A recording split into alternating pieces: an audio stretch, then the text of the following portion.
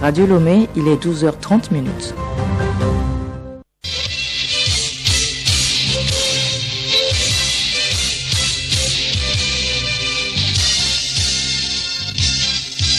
Magazine pluriel. Hélène Assabi.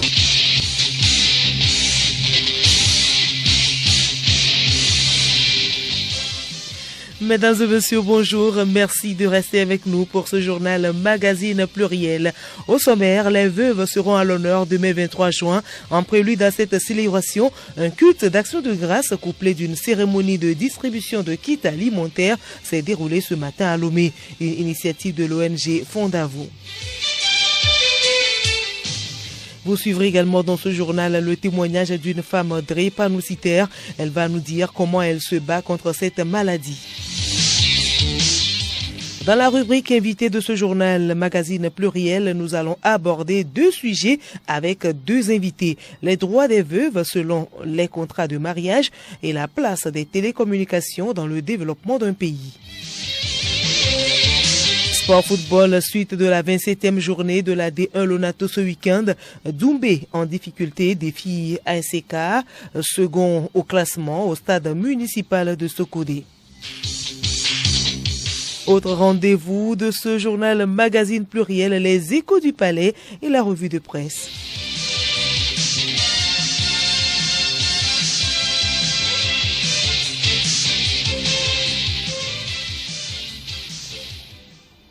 Auditeurs de Radio Lomé, une fois encore, bonjour.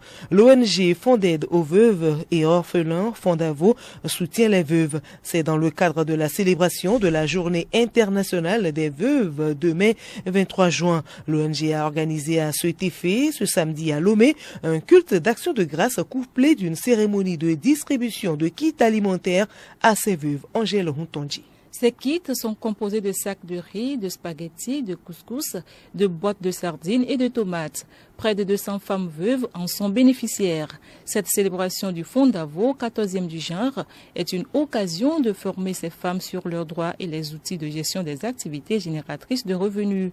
Un bilan de santé et une sensibilisation des veuves sur les maladies récurrentes sont aussi au programme. Le Fondavo a été créé en 1995.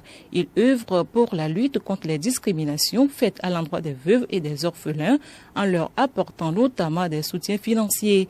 L'ONG regroupe plus de 300 veuves et plus de 200 orphelins. L'édition de cette année est placée sous le thème « Situation juridique de la veuve au Togo en 2024, bilan et perspectives ». Nous y reviendrons. Merci à vous, Angèle Huntonji. Santé pour poursuivre. C'est une maladie qui touche l'hémoglobine des globules rouges servant à transporter l'oxygène à travers le corps. Vous l'avez compris, nous parlons de la drépanocytose. Cette maladie, communément appelée hématie, est la première maladie génétique dans le monde. Les malades subissent souvent des crises douloureuses dues à la mauvaise circulation du sang, les anémies, les infections, les douleurs articulaires ou osseuses. Togbevi Angelica est une malade téméraire qui surpasse ses souffrances et mène normalement ses activités au quotidien. Suivons son témoignage au micro de Alice Berthe Barandao. Angelica Togbevi, vous êtes une jeune étudiante en 2e année de technologie de l'information. Vous êtes plein d'avenir, mais cet avenir, vous le construisez chaque jour dans la douleur. Racontez-nous votre quotidien avec votre maladie, la drépanocytose. C'est beaucoup de douleur. La douleur, elle est quotidienne, je dirais même de manière presque constante que on essaie de quand même gérer, de supporter. Malgré cette douleur, je fais mes activités scolaires. En dehors de ça, j'essaie d'avoir d'autres activités, de mener une vie aussi normale que possible. Vous faites souvent des crises répétitives qui vous handicapent. Quelles sont les parties du corps qui vous font mal? C'est surtout les articulations et les os. En dehors de ça, il y a beaucoup de difficultés respiratoires également.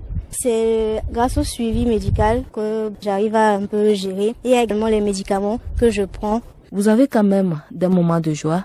Oui, bien sûr. Comme toute personne normale, il y a des moments de joie, que ce soit des moments entre famille, entre amis, des petites réussites. S'il n'y avait pas de moments de joie, ce serait vraiment compliqué.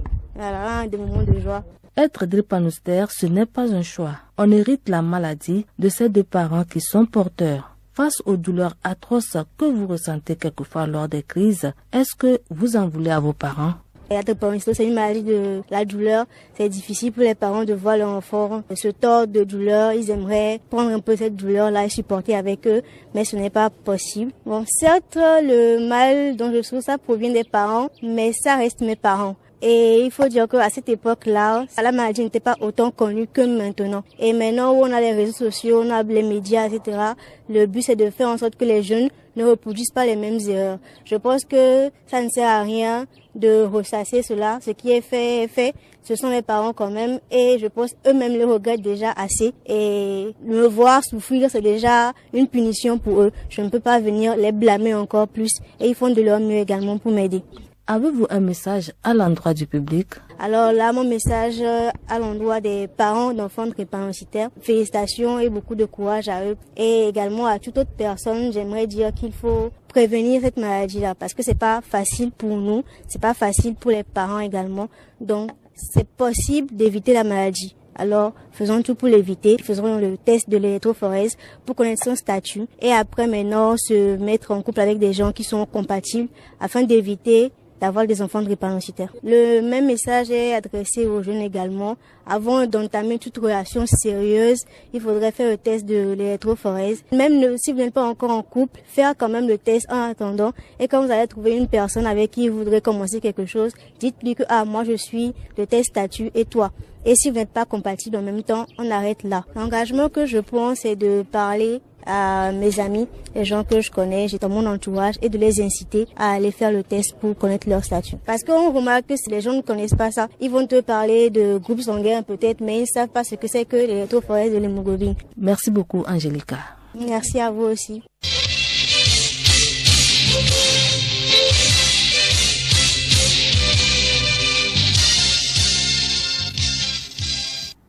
Actualité sur le plan international à présent et nous allons au Bénin.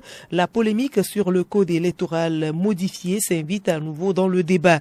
L'opposition l'avait critiqué et la société civile avait demandé une seconde lecture. Le clergé du pays, après avoir organisé un colloque scientifique avec les experts des questions électorales en avril dernier, réclame de son côté une relecture consensuelle. Pour lui, il s'agit d'orienter le code électoral dans la voie d'élections transparentes, inclusives, libres et démocratique. Pour l'heure, le gouvernement n'a pas encore réagi. Au Rwanda, la campagne électorale pour les élections présidentielles et législatives du 15 juillet prochain a démarré ce samedi. Les candidats à ces différents scrutins ont 3 semaines pour cette opération de charme. Pour la présidentielle, 3 candidats dont le chef de l'État, Paul Kagame, au pouvoir depuis 24 ans, sont en lice. Des meetings sont prévus presque tous les jours pendant toute la période électorale pour le parti présidentiel, le Front patriotique rwandais, mais aussi pour les 2 autres candidats. En République démocratique du Congo, la bataille pour la place du chef de file de l'opposition se poursuit. Prévue depuis 2007, ce poste n'a jamais vu le jour à cause des divergences. Ce mois-ci, c'est le camp de l'opposant Moïse Katumbi qui a relancé la procédure. Cette semaine, d'autres opposants ont donné leur position sur le sujet. Le porte-parole est désigné par les députés sénateurs de l'opposition au sein du Parlement. Il a rang de ministre d'État. Au Niger, Orano, l'entreprise française qui exploite les gisements miniers depuis 1971 dans le pays, s'est vue retirer son permis d'exploitation pour un site dans le nord du pays. Les autorités de la transition ont estimé que l'entreprise n'avait pas repris dans un délai de 3 mois des travaux d'exploitation sur le site. Le dit site est l'un des grands gisements d'uranium au monde avec des réserves estimées à 200 000 tonnes. La Cour pénale internationale a levé hier les scellés sur le mandat d'arrêt visant Iyad Ag Ghali, accusé de crimes de guerre et de crimes contre l'humanité commis à Tombouctou, et nous sommes au Mali, entre 2012 et 2013. Iyad Ag Ghali est présenté comme le dirigeant d'Ansardine, le groupe extrémiste lié à Al-Qaïda qui détenait le pouvoir dans le nord du Mali à l'époque. Selon l'accusation, l'islamiste serait aussi derrière l'attaque contre une base militaire qui avait tué 40 soldats maliens. Et pour le bureau du procureur de la CPI, la levée des scellés sur le mandat d'arrêt contre cet homme reflète les efforts continus du bureau pour rendre justice à ceux qui, au Mali, ont été victimes de crimes commis depuis 2012. Et puis le réseau énergétique ukrainien de nouveau endommagé. Les forces armées russes ont lancé dans la nuit d'hier à aujourd'hui une nouvelle attaque massive. Selon le ministère ukrainien de l'énergie, 2 employés ont été blessés. Soulignons qu'il s'agit de la 8e attaque contre les centrales électriques du pays au cours de ces 3 derniers mois.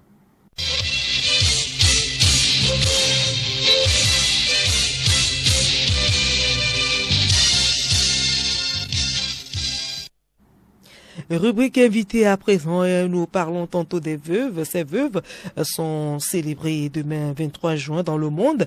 Cette journée est l'occasion d'agir et de faire en sorte que les droits et la situation des veuves soient reconnus. Jeudi dernier, environ 150 veuves de la commune Golfe 4 ont été entretenues sur leurs droits. Nous recevons Maître Michel Loussouessi Agué. Elle va nous parler des droits des veuves selon les contrats du mariage et la situation qui prévaut dans la commune Golfe 4. Elle est interrogée ici par Odette Guira. Maître Michel Agué, bonjour. Dans le cadre de la journée mondiale des veuves, vous allez présenter une communication sur les droits. De quels droits s'agit-il concernant les veuves? Ma communication va porter spécialement sur les droits successoraux de la veuve. Nous allons présenter ce que le Code des personnes et de la famille au Togo prévoit en cas de succession pour une veuve. Lorsque une femme perd son mari, quels sont ses droits? Avec qui elle va à l'héritage? Donc nous allons présenter dans quelle mesure la veuve peut hériter, quelle veuve peut hériter. Lorsqu'on se retrouve dans une situation de polygamie, quelle sera la part de cette veuve ou bien des veuves? Qui peut hériter en même temps que la veuve? Donc ce sont ces différentes questions que nous allons aborder au cours de cette communication. Et parlons justement de ces différents cas que vous avez présentés tout à l'heure. Et quel conseil vous allez donner à ces 4 personnalités différentes? Oui, d'abord, il faudrait que nous leur rappelions ce que la loi prévoit. C'est-à-dire que la loi togolaise prévoit que la veuve peut hériter en même temps que ses enfants. Lorsque une personne décède, un homme décède, que ce soit la veuve ou le veuf, ces 2 personnes héritent en même temps que les enfants de la personne qui est décédée. Donc, en présence des enfants, des orphelins, la veuve ou le veuf prend le quart de la succession. Donc, lorsqu'il n'y a pas d'enfants et c'est les parents qui existent, qui ont survécu à leur enfant, la veuve partage l'héritage de moitié avec les parents. Donc lorsqu'on se retrouve dans des situations où il n'y a pas d'enfants, il n'y a pas de parents non plus, donc la veuve prend la totalité de l'héritage. Donc je voudrais préciser que la loi ne fait pas de différence entre les hommes et les femmes. Donc que ce soit une femme qui décède ou c'est un homme qui décède, c'est la même situation pour les deux. Donc la seule condition que la loi fixe, c'est que la personne doit être mariée. Vous devez être légalement marié. Donc si vous n'êtes pas passé par l'état civil, donc vous ne pouvez pas prétendre hériter de votre défunt mari ou bien de votre défunte femme lorsque le sinistre serait arrivé. Donc lorsque nous sommes dans une situation de polygamie, un homme polygame qui décède, donc on suppose qu'il a laissé peut-être 2 femmes ou 3 femmes. Donc le quart de la succession qui doit revenir à la veuve, les 3 ou bien les 2 veuves se partagent ce quart-là. Voilà un peu la situation, ce que la loi prévoit. Donc la loi togolaise reconnaît la polygamie? Bien sûr que la loi togolaise reconnaît la polygamie. C'est vrai qu'aujourd'hui, ce que la loi encourage, c'est la monogamie. Mais la loi n'a pas totalement exclu la polygamie. La polygamie continue d'exister dans le code des personnes et de la famille.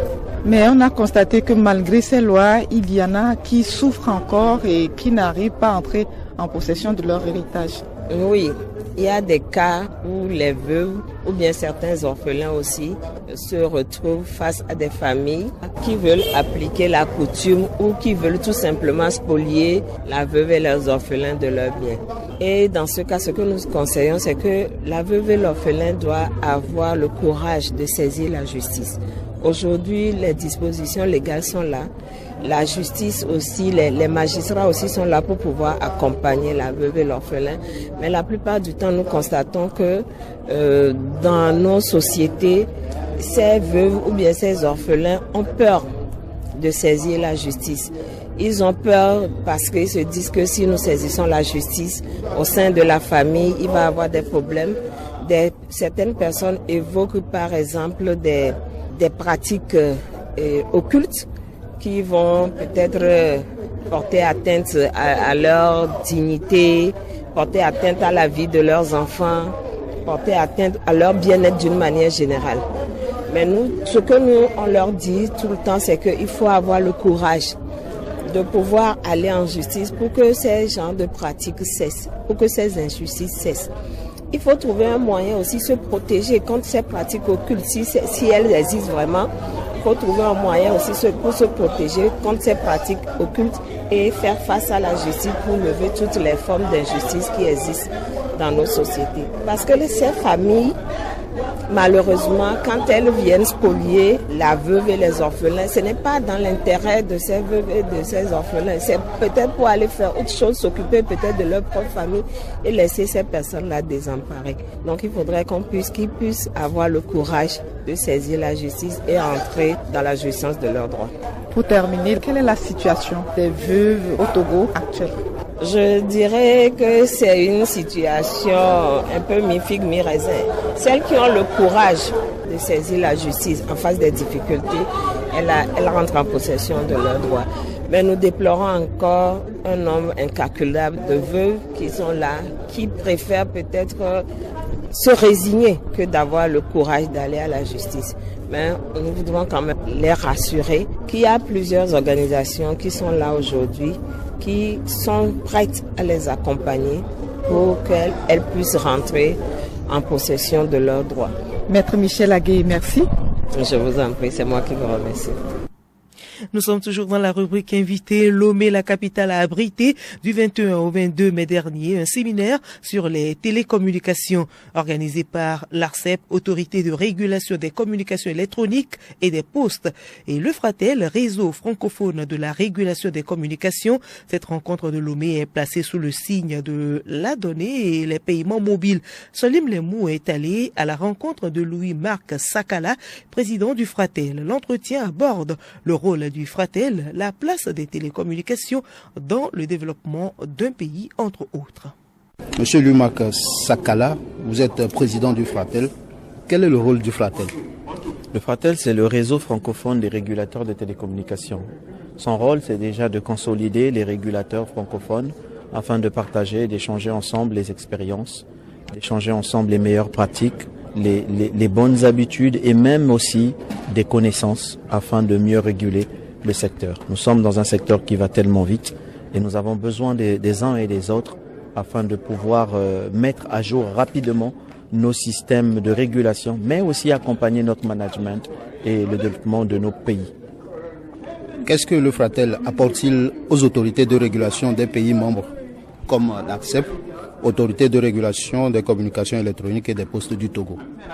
Aujourd'hui, je veux dire, comme je l'ai dit d'entrée de jeu, qu'est-ce que le Fratel apporte? Le Fratel apporte déjà des idées novatrices. Le Fratel apporte des orientations sur le management des télécoms et aussi des informations pour le fait de préparer l'avenir, être à l'initiative et non pas seulement du côté de la réaction. Le Fratel, c'est aussi un réseau pour lequel des idées peuvent être portées ensemble. Vous savez que seul, on peut aller très vite, mais ensemble, nous allons plus loin. Donc, c'est notre objectif, c'est d'emmener les régulateurs à former ensemble une force de proposition, une force, sachant que la francophonie diminue. Il y a de moins en moins de pays qui parlent français. Et nous avons besoin que ces pays où le français est bien installé, continue à se faire entendre et que nous ne soyons pas lâchés dans cette vitesse technologique. Alors, durant 2 jours, le Togo a abrité la table ronde sur l'économie autour de la donnée et les services numériques. Pourquoi le Fratel a-t-il choisi de débattre autour de l'économie de la donnée? Le Fratel choisit des thèmes qui sont des thèmes présents et des thèmes pour lesquels les régulateurs ont besoin de réponses. Alors, nous avons choisi le thème sur l'économie de la donnée parce qu'aujourd'hui, la donnée est très importante. Nous laissons des traces de données partout où nous passons avec nos téléphones, les badges, ainsi de suite. Tout ce qui est électronique, tout ce qui est enregistrement, tout ce qui est dans une application est une trace de données. Ces données peuvent être privées ou peuvent être publiques, mais ce sont des données. Alors, comment réguler ces données, comment les gérer, comment mener les opérateurs à mieux utiliser nos données et comment encadrer l'utilisation de ces données. Et c'est notre objectif en gros, voilà pourquoi nous avons choisi ce thème pour parler ensemble de l'écosystème général qui accompagne la donnée. Monsieur Sakala, vous n'êtes pas panéliste, mais quels sont les thèmes qui ont été abordés au cours du séminaire de Lomé? J'ai présidé une table ronde, la première table ronde qui était sur l'économie même de la donnée. Mais derrière, nous avons une deuxième table ronde qui a été évoquée sur les problématiques que peuvent emmener le manque d'infrastructures de stockage de ces données. La troisième table ronde a abordé les questions sur le mobile money, l'interopérabilité avec les systèmes bancaires, les banques centrales, entre les opérateurs de téléphonie mobile qui ont la technologie et qui touchent le plus de personnes avec les systèmes bancaires. Sachant qu'aujourd'hui, le mobile money aide énormément beaucoup de citoyens à pouvoir gérer de manière plus fluide leurs finances. Monsieur le Président, quelle place occupe ou doit occuper les télécommunications dans le développement d'un pays? Je pense qu'il y a 2 aspects qui accompagnent le développement d'un pays. Le premier aspect, vous ne verrez jamais un pays développé qui a des problèmes énergétiques. Donc l'énergie reste la première base. Et le deuxième point, c'est les télécommunications. Les télécommunications, comme j'aime à le dire, ne sont plus une branche de l'État ou une branche comme les autres. Comme les télécommunications portent sur l'ensemble des secteurs. Les télécommunications portent la santé. Aujourd'hui, beaucoup de systèmes de santé s'appuient sur les communications électroniques. L'éducation. Tous les étudiants aujourd'hui ont quasiment un ordinateur, ont des tablettes, mais aussi des transports. Vous n'avez pas de transport aujourd'hui aérien ou encore des transports de nouvelle génération, sont tous pilotés par les télécommunications. Sans oublier même que les réseaux énergétiques aujourd'hui, les barrages, les centres des panneaux solaires sont supervisés par des systèmes sur lesquels reposent les télécommunications. Donc les télécommunications, les communications électroniques sont aujourd'hui un socle, une base sur laquelle un pays doit se développer. On ne peut plus parler de développement sans optimiser, améliorer les télécommunications. Et on ne peut pas parler de télécommunications si nous n'avons pas d'énergie. Je rappelle que le thème de ce 21e séminaire de Lomé est « Économie de la donnée et services numériques ». Quel enjeu de régulation technico-économique? Alors, Monsieur le Président, qu'est-ce qui va profiter aux populations, sinon aux consommateurs des quelques 48 pays membres du Fratel? D'abord, comme je l'ai dit, c'est avoir l'information. Vous savez, l'information, c'est le nerf de la guerre. Nous avons l'information parce que l'information nous permet d'anticiper, de nous préparer et de bien réagir. Et avoir l'information, déjà, c'est ce que nous venons partager au sein du Fratel, que les régulateurs aient l'information. Et cette information, lorsqu'elle est bien traitée et mise en œuvre, elle permet une répercussion directe auprès des consommateurs. Les consommateurs verront les services de télécommunication s'améliorer, les consommateurs verront les prix baisser et les consommateurs auront plus d'accessibilité à tout ce que peut apporter ce monde de communication électronique. Nous sommes aujourd'hui à la fin de la rencontre de Lomé. Quelles sont les recommandations qui ont été faites aux autorités de régulation des différents pays? Énormément de recommandations. Le problème, c'est que nous n'avons pas de recommandations figées ou fixes. Au Fratel, chaque régulateur vient avec un certain niveau et s'inspire de ce qui est mieux. Vous pouvez venir avec un niveau 5 où les autres sont à un niveau 7 ou d'autres sont à un niveau 3. Pour celui qui est à un niveau 3, vous serez le modèle pour essayer de rattraper votre niveau 5. Pour vous qui êtes à un niveau 5, vous serez le modèle pour rattraper un niveau 7. Il y a aussi les pays développés comme la France, le Luxembourg, la Belgique ou la Suisse qui font partie du réseau Fratel ont des modes de régulation qui diffèrent énormément avec les nôtres. Donc le développement de ces pays n'est pas forcément une première vision à suivre parce que les modes de régulation diffèrent. Mais les expériences de ces pays peuvent être des lumières pour d'autres. Alors, monsieur Louis-Marc Sakala, merci pour le temps que vous nous avez accordé. Merci à vous.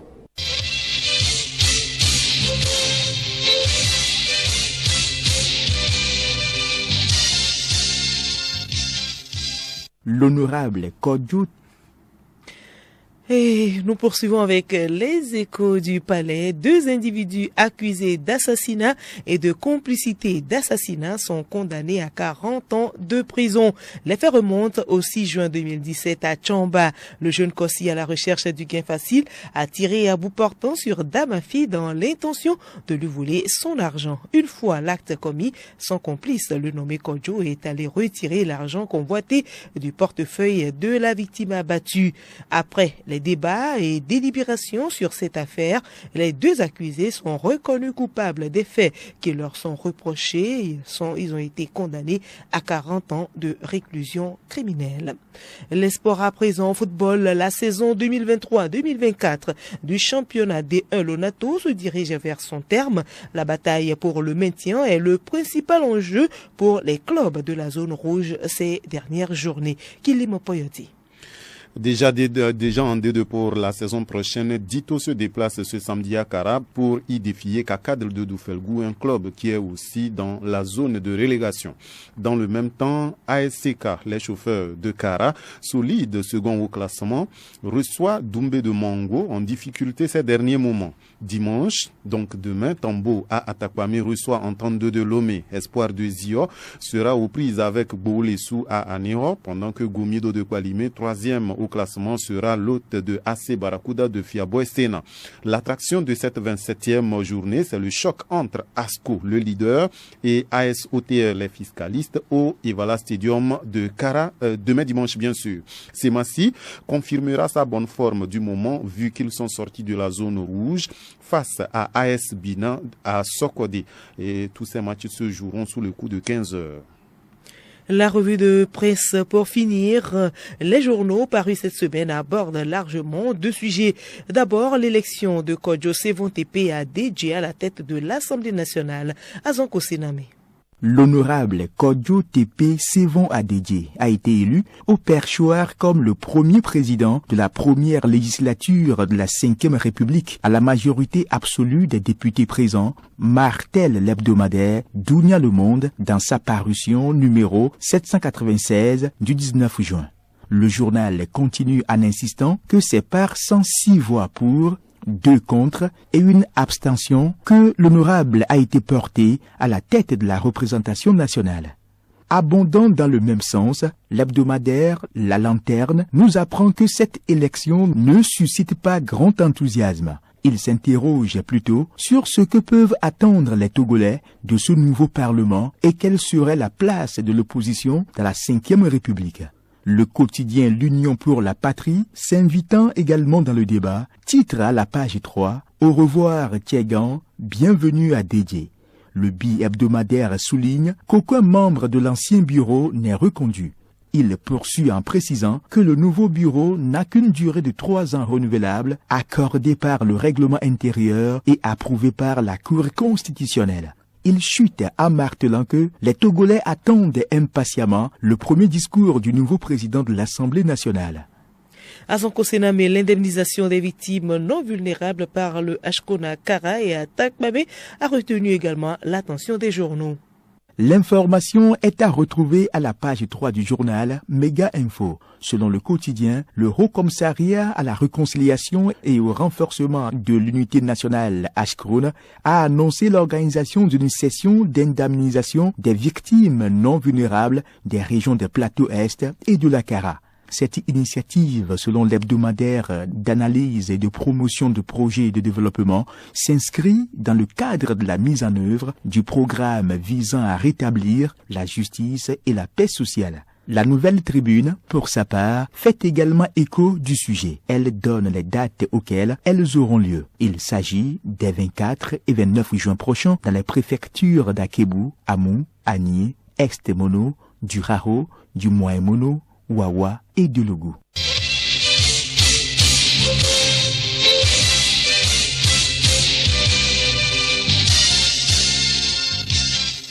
Pluriel, le magazine hebdomadaire de Radio Lomé.